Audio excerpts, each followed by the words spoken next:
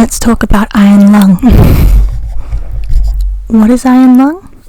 It's a labor of love film adaptation of the indie horror game of the same name by game developer David Zimansky. This film was written and directed by Markiplier, or Mark Fishback, a very famous YouTuber in his first feature film. I'm not going to make this a big review full of spoilers, just a little review about how faithful I felt the film was to the game, and also some technical criticisms based on my own knowledge of script and filmmaking. So to start, I'm not an expert at any of this. I did some script writing and filmmaking in university. I hold a bachelor's degree in creative writing, and I've watched a lot of movies. My opinions are my own. This film was amazing. Even if we set aside the fact it was almost 3 years in the making, put aside the high expectations of learning the film made back almost quadruple its budget, this is a really great movie. I'm a big fan of psychological horror movies. I love science fiction, and compared to other films I've watched, I can tell you Iron Lung took what was lacking from other movies and amped it up. Give me single person having to survive alone with their thoughts. Give me there's something out there. Right?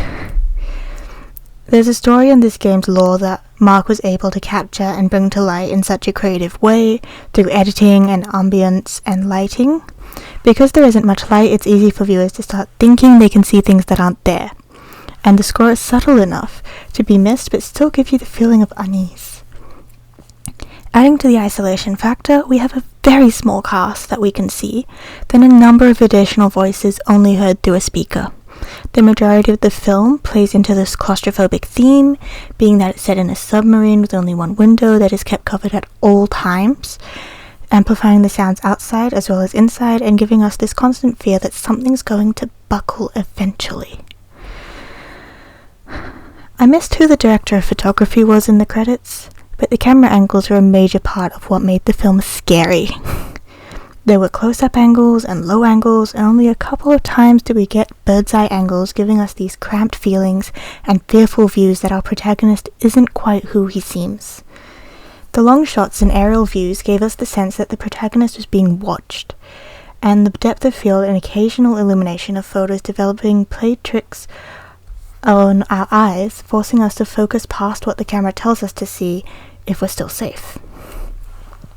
If I may make a couple of suggestions, I may be wrong, but the flashing light, while slow, could still cause some problems for viewers, so there could have been a small warning before the movie. The second suggestion is just for coherency, but I feel the voiceover at the beginning of the film could have been a little clearer so that audience better understood the premise. This latter suggestion is influenced by discussions I had with my parents, who hadn't seen the game beforehand and couldn't quite understand the context of the film's plot. On a different note, the acting. A lot of times, a good psychological horror movie works because of script and acting. Like Tom Sturridge and Eddie Redmayne in Like Minds, they are unsettling because they play psychopaths well. And similarly, Mark plays a desperate convict wonderfully. You can't help but feel for the character by the end of the film, hearing his background, watching his slow descent into madness brought from confinement and betrayal, played out beautifully in facial expressions and minute actions. Supporting characters bring us added context from their limited screen time, from glaring with scarred faces to crying over speakers, forcing us to choose who we should believe. While this is a film that utilizes visuals to aid the fear factor, it doesn't necessarily need the visuals to make us concerned.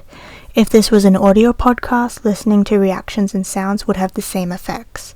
When I first watched Mark play the game, I was mostly just listening to it while tidying up, and I still felt the fear whenever he suddenly stopped being in character.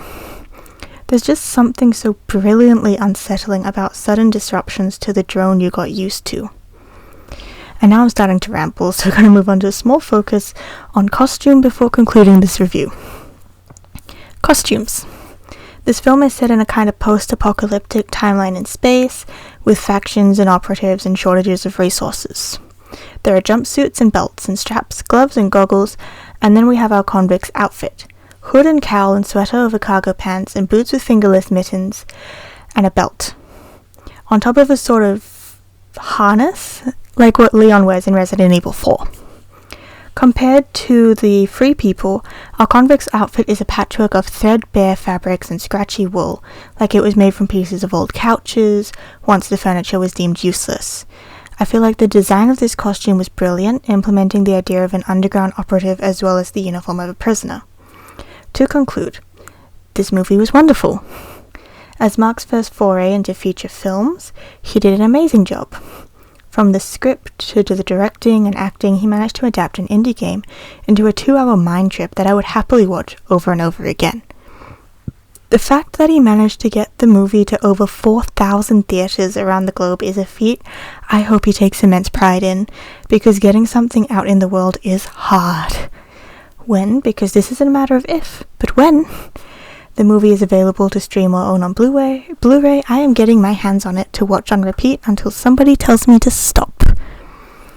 In a month or so, once I've rewatched the gameplay videos, I want to write a comparative essay of game to film, because I think that would be fun, and most likely it'll be full of spoilers.